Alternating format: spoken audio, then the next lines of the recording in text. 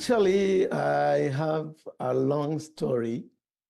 It has been almost 30 years that I have been going through torture and everything by the Rwandan government. Because of what I did in 1994, when I happened to help 1,268 people to survive the Rwandan genocide in 1994, in a hotel where I was a general manager, and nobody just happened to get out alive. No one was beaten, no one was taken out, no one was killed. So that became a problem.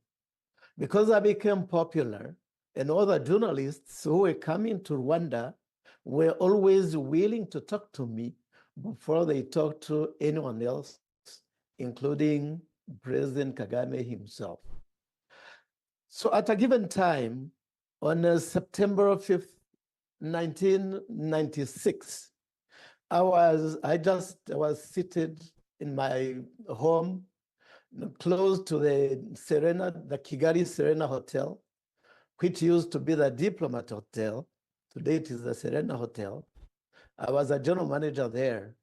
And I saw a soldier who just came to my home. Now, he said that I had stolen computers from I do not know where, and I had to show him my house. He wanted just me to stand up so that he can shoot me standing up. In my name, I had two visitors. I was very proud to stand up and show him my home. When I stood up, I told him, okay, come, I show you my house. When I was just almost standing, going in front of him, he just pulled out a gun, and our housemaid now shouted and told me that he is going to kill you, Papa Fiston, he's going to kill you, Papa Fiston. I pushed him I was still young. I just pushed him very roughly. He fell down, and I just went out, just calling for help. We were just staying at that hotel. It was very close to a military camp, the main military camp of Rwanda.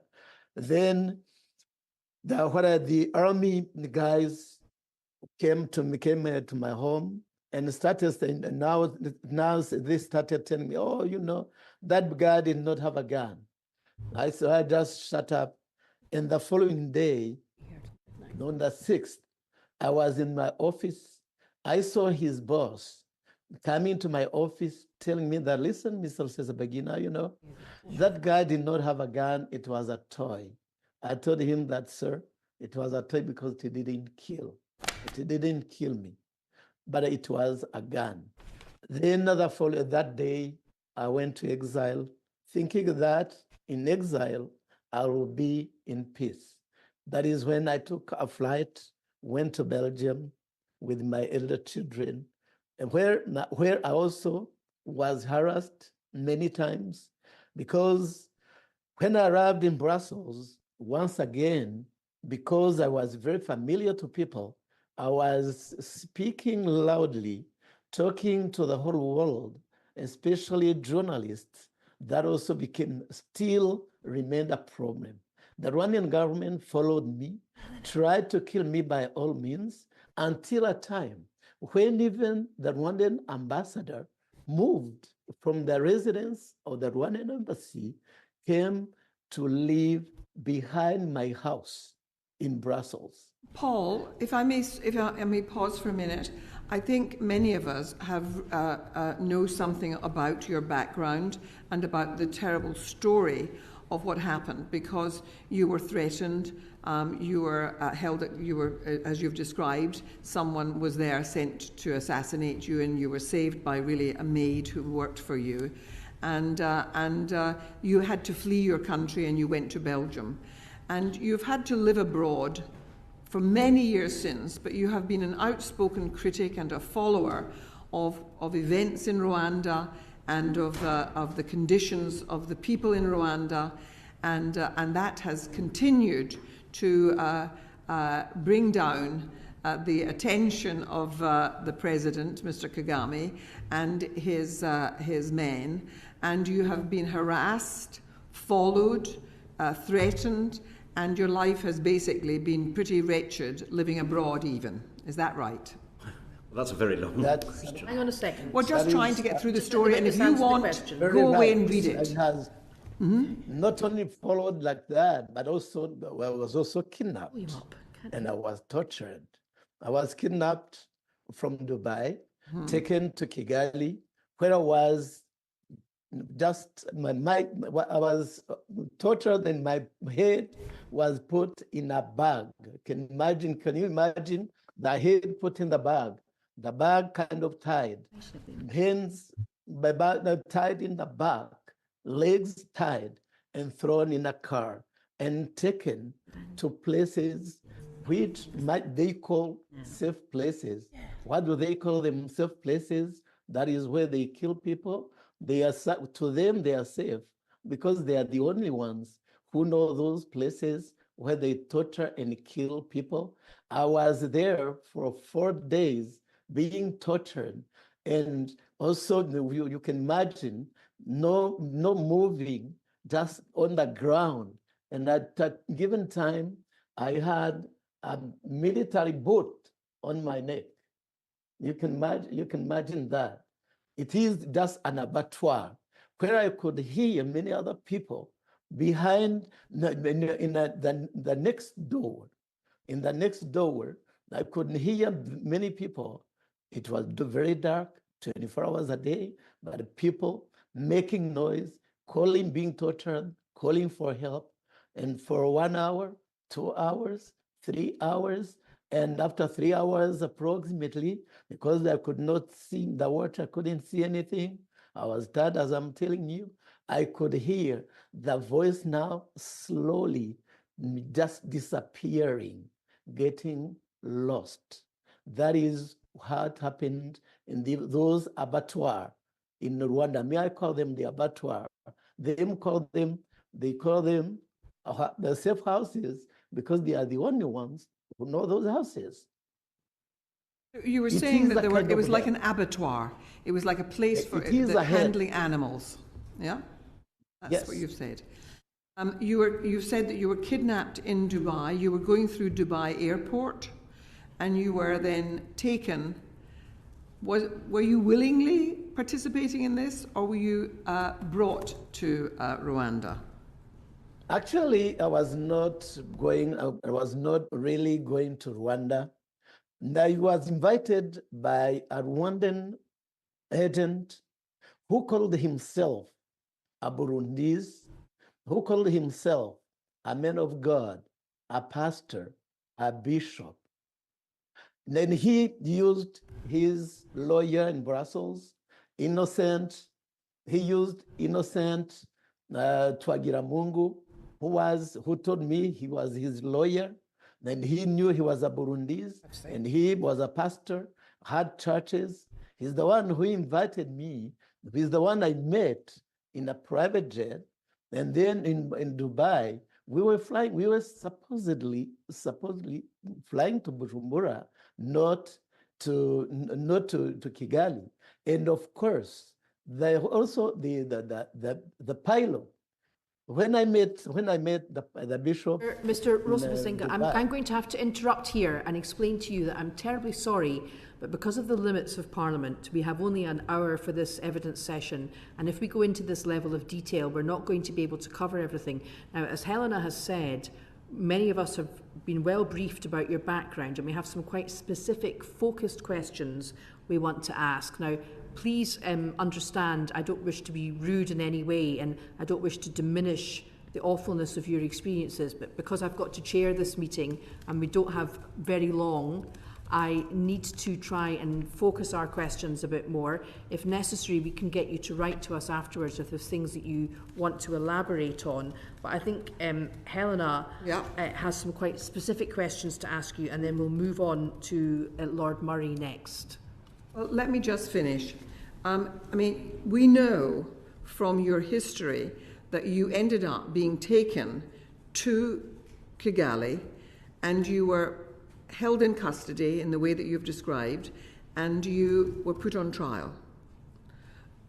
Did you receive a fair trial? I did not receive a fair trial. Not at all. There is no fair trial in Rwanda. Were you able to choose your own lawyers? The Rwandan government refused to give me they refused my international lawyers. And also they told me that they have 1,500 lawyers, Rwandan lawyers, who can intervene for me. When I asked the list, they gave me a list of 5.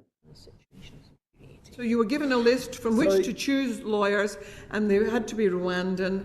And did you consider that they would be independent of government and of any kind of pressure? No, they were not. Nobody is independent from the government in Rwanda. Either you are with the Rwandan Patriotic Front, Kagame's political party, or you are the enemy, and the enemy in Rwanda is always killed, is to die. Have you or any family members been targeted or persecuted in Rwanda as a result of your political views or your human rights activism? Well, when I was in prison, my brother, my younger brother, was also was called to come to talk to the Rwandan Investigation Bureau almost every week. If you go online, you will see my sister being called to come and testify, tell them, being forced to tell them who I am. And she is a 76-year-old woman who has nothing to do with politics, who lives in that rural area. So your sister, your brother, and all because of you and your criticism of the government's political stance.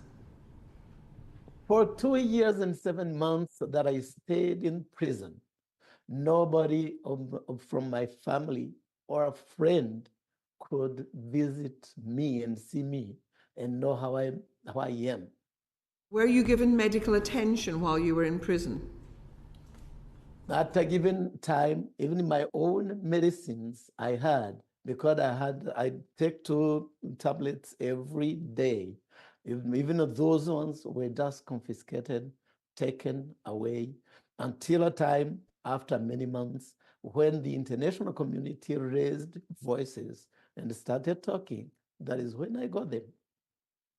We've heard evidence about other people being kept in solitary confinement. Were you kept in solitary confinement? When I was kidnapped, I was, first of all, taken to the butchery. And from the butchery, I was taken to the police in a confinement for 18 days. And then from there, I was always being tortured. I was taken to the prison, living in a small room of about 2.5 meters and length, and maybe 2 meters large, without a window. I was not even able to put on the light myself. They were putting on the light from from outside. They were the ones. I was going out 1 hour a day, just 1 hour. You got to go outside for 1 hour a day. And did they provide you with anything to sleep on? Because we've heard evidence from another witness that they had nothing to sleep on when they were being detained prior to their trial. Did you have a mattress or anything? Yes, for me, they gave me a kind of a small bed, tiny bed, and a blanket. And I think what you're describing there is the conditions you were kept in before your trial. After you were convicted and sent to prison, can you tell us what your conditions were like when you were in prison? After my conviction, I just had to pull out from the trial because it was just kind of short trial. And when I pulled out, nothing changed. For the first almost 10 months, between August 27th in the night and June 12th, 2021, I was